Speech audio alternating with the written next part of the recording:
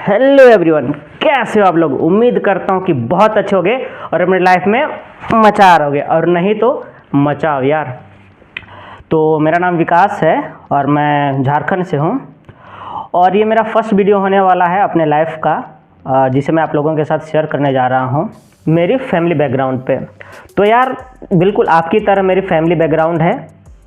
मेरे पेरेंट्स ना तो रिच हैं ना ही मिडिल क्लास है यार, हम लोग बिलो मिडिल क्लास है या फिर लोअर मिडिल क्लास बोल सकते हो, जहाँ पे हर दिन का सोचना पड़ता है ना कि अगर आज नहीं करेंगे तो फिर कल क्या करेंगे, है ना। और हमारे पास बहुत ज़्यादा ज़मीन भी नहीं है कि उसमें खेती करें मेरे पेरेंट्स, और जिसके कारण मैं उनको फार्मर बोलूँ तो फार्मर भी नहीं है, दिहाड़ी मजदूर बोलना ज़्यादा बेटर होगा, है ना। बट फिर भी मेरे पेरेंट्स को मैं दिल से प्रणाम करता हूँ, क्योंकि उन्होंने मुझे हमेशा सपोर्ट किया है, और उनका हमेशा सिर्फ यही करना है कि बेटा तुम्हें जो ठीक लग रहा है ना तुम करो, हम लोग तुम्हारे साथ हैं। आपके पेरेंट्स भी आपको इस तरह से सपोर्ट करते होंगे, उनकी भी उम्मीदें काफ़ी जुड़ी होंगी आपसे, तो उनकी उम्मीदों पे खरे उतरो और वो चीज़ करो ना भाई जो वो चाहते हैं, जो आप चाहते हो।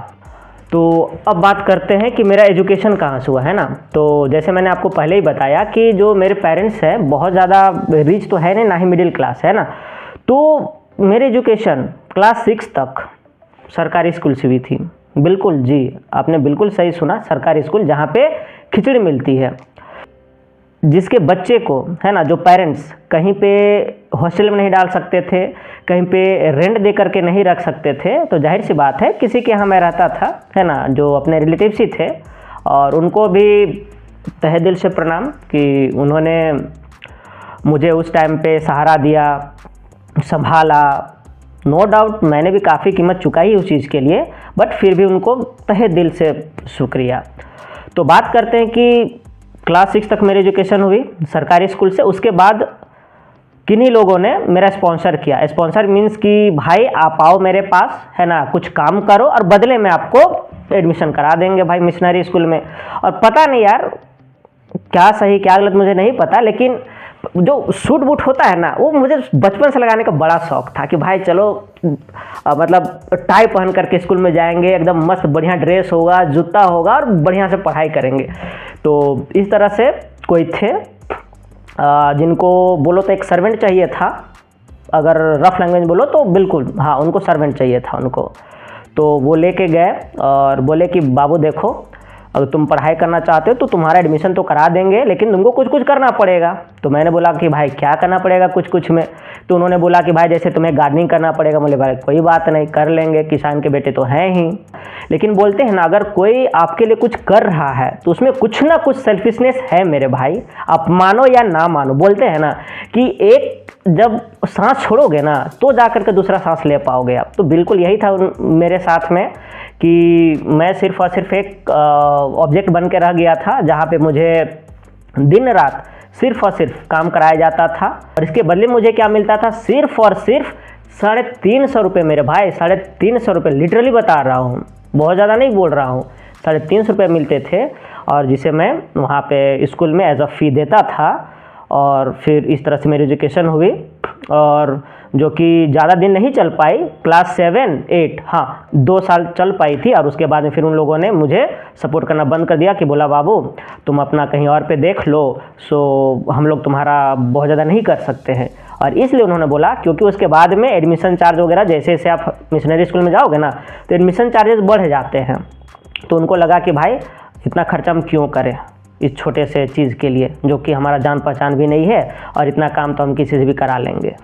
अब बात करते हैं कि क्लास 8 के बाद मेरा क्या हुआ। क्या मैं अपने गांव शिफ्ट हो गया या फिर कोई और रास्ता दिखा। तो बोलते हैं ना, जिसे जाना है भाई वो चला ही जाता है। बोलते हैं नदी को रास्ते की ज़रूरत नहीं पड़ती, वो अपना रास्ता खुद ही बना लेती। तो बिल्कुल ऐसा ही हुआ मेरे साथ में, और भगवान की कृपा बोलो या फिर यूनिवर्स का कुछ खेल बोलो, आप जो भी बोलो, तो मुझे और कोई इसी तरह से कुछ और लोग मिले जिन्होंने मेरी स्टडी को स्पॉन्सर किया बोल सकते हो, या फिर ये कि भाई मेरे लिए तुम ये कर दो, बाटर सिस्टम है ना, तुम मुझे ये दो तो मैं तुम्हें वो चीज़ दूंगा। तो बिल्कुल बाटर सिस्टम हुआ, और मैं उनके लिए फिर से कुछ कुछ करता था, और मेरी फिर से स्कूल फीमेल जाती थी।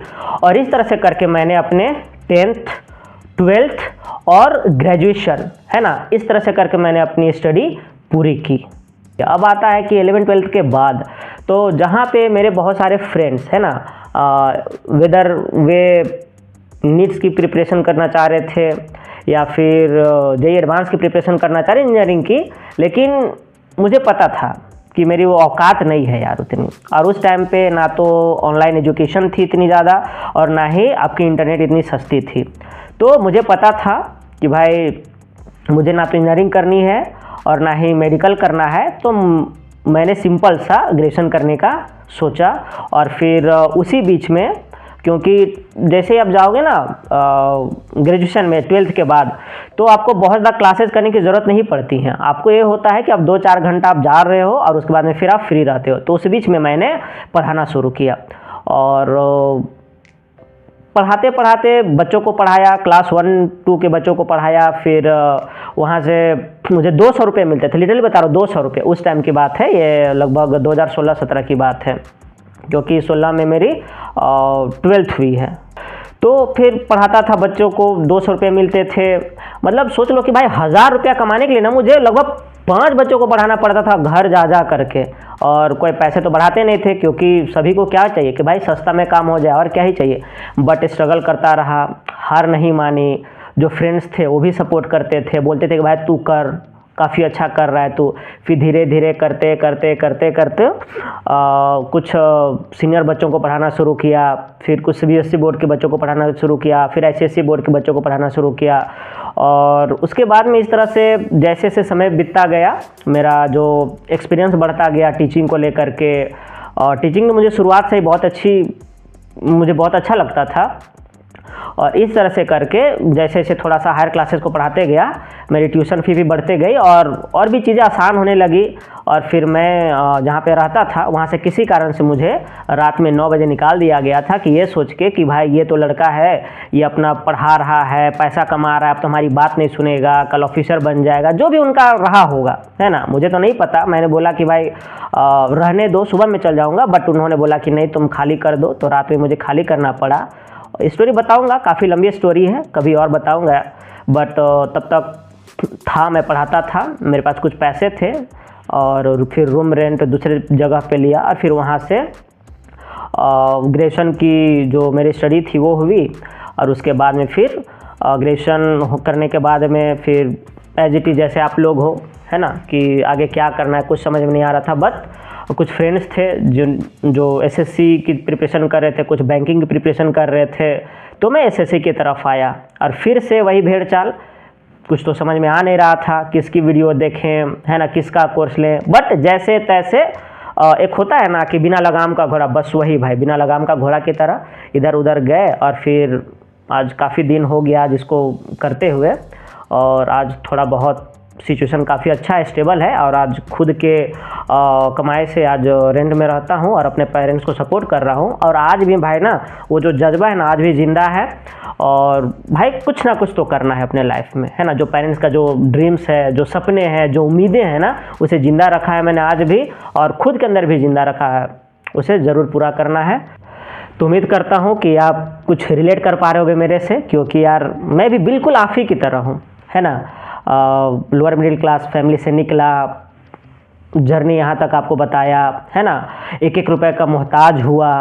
आप लोग भी कहीं ना कहीं शर्म आता होगा आपको भी कि भाई मंथ पूर गए, मंथ के बीच में पैसे ख़त्म हो गए, मम्मी को बोलते होगे, पापा को नहीं बोलते होगे, क्योंकि आपको भी पता है यार कि पैसे बहुत मुश्किल से कमाया जाता है। आपके पेरेंट्स बहुत मुश्किल से आपको बहुत सपने संजो करके आपके पास पैसे भेजते हैं। बट आप दे रहे होगे एग्ज़ाम, फेल हो रहे होगे, बहुत बार खुद में सेल्फ डाउट हो रहा होगा, तो सबके साथ होता है, कोई बहुत बड़ी बात नहीं है। और मेरा वीडियो उन सभी भाइयों और मेरे बहनों के लिए है जो नए नए इस फील्ड में आए हैं और जिनको गाइडेंस की बहुत ज़्यादा ज़रूरत है। अब आपको ये लग रहा हो कि यार गाइडेंस क्यों, तो गाइडेंस इसलिए ताकि अब मेरे जैसे इतना टाइम ना ले लो। इसलिए अगर मुझे कोई बताता कि भाई तू ये कर, है ना, ये मत कर, तो शायद मैं आज जो मेरा ड्रीम है ना, जहाँ पे मैं जाना चाहता था, शायद वहाँ पे मैं आज पहुँच जाता। तो इसलिए आप मेरे वीडियोस को देखो, आपके लाइफ में वैल्यू एडिशन ज़रूर होगा। जो बेकार के जो आप रील्स स्क्रॉल करते हो ना भाई, उससे तो 1000 गुना बेटर है, ये मेरी फर्स्ट वीडियो है और इंट्रोडक्शन वीडियो, इसलिए काफ़ी लंबी हो रही है। बाकी मेरी कोई भी वीडियो बहुत ज़्यादा लंबी नहीं होने वाली है। तो आप लोग को अपने लाइफ में क्या करना है और क्या नहीं करना है ना, इसको क्लैरिटी मेरे वीडियो से मिलने वाली है। और सिर्फ मेरी वीडियो सिर्फ ये एग्ज़ाम्स की प्रिपरेशन करने वाले लोगों के लिए नहीं है, वो उन हर लोगों के लिए है जो अपने लाइफ में कुछ करना चाहते हैं, जिनका कुछ गोल है, जिनका कुछ एम है, जो अपने लाइफ में कुछ बड़ा करना चाहते हैं, सबके लिए है मेरी वीडियो। मेरी वीडियो आप ये बोल सकते हो कि जिनको कान से सुनाए और आँख से दिखाई देता है ना, उनके लिए ये वीडियो। तो आप बने रहो, आपके लाइफ में वैल्यू एडिशन होगा और आप उन गलतियों से बचोगे जो हर एक एस्पिरेंट या फिर हर एक इंसान किसी फील्ड में जाने से पहले करता है और 1000 गलतियों करने के बाद वो सीखता है।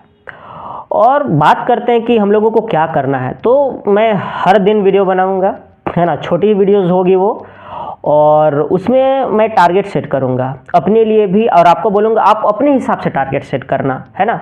और उस वीडियो में मैं ये बताऊंगा दिन भर में कि मेरी वो टारगेट पूरी हुई या नहीं हुई, अचीव हुई या नहीं हुई। और आप भी कमेंट में बताना कि आपकी वो टारगेट, चाहे वो स्टडी से रिलेटेड हो, चाहे वो किसी फील्ड से रिलेटेड हो, चाहे वो किसी टैलेंट से रिलेटेड हो, आप करके रखो, आपको प्रैक्टिस करना है वो करो। हर एक चीज़ बताऊंगा आपको और उन हर गलतियों के बारे में आपको जिक्र करूंगा जो प्रिपरेशन के दौरान एक स्टूडेंट को नहीं करनी चाहिए। और हमारी वीडियो पर डे आपको मिलेगी सुबह 6 बजे। तब तक के लिए आप हमारे चैनल को शेयर कीजिए, सब्सक्राइब कीजिए, लाइक कीजिए। और थोड़ा भी अगर रिलेट कर पा रहे हो ना मेरे भाई, तो लिटरली या मेरी बहनों, विश्वास मानो, आपको ये चैनल, है ना, आपकी सारी एनर्जी एक प्लेस पे आपको समेट करके दे देगी और आप अपने लाइफ में कभी भी एमलेस नहीं होगे और आप वही अचीव करोगे ना जो आप चाह रहे हो। जरूरी नहीं कि वो स्टडी से रिलेटेड हो, जो भी चीज़ हो, आप जिस भी फील्ड में आप एक्सेल करना चाहते हो ना, आप वो चीज़ अचीव करोगे। बिलीफ मानो मेरा, विश्वास करो मेरा, है ना। और इतने विश्वास के साथ इसलिए कर रहा हूँ क्योंकि मैंने लाइफ में ऐसी सिचुएशन फेस की है ना कि बताऊँगा तो शायद विश्वास नहीं हो पाएगा कि यार कोई इंसान कैसे इतनी सारी चीज़ों को फेस कर सकता है इतनी कम एज में, है ना। तो वीडियो बहुत ज़्यादा लंबी ना हो जाए, तो तब तक के लिए जय जोहार, जय झारखंड। मिलते हैं फिर से किसी एक न्यू वीडियो के साथ में और वैल्यू एडिशन करते हैं आपके लाइफ में।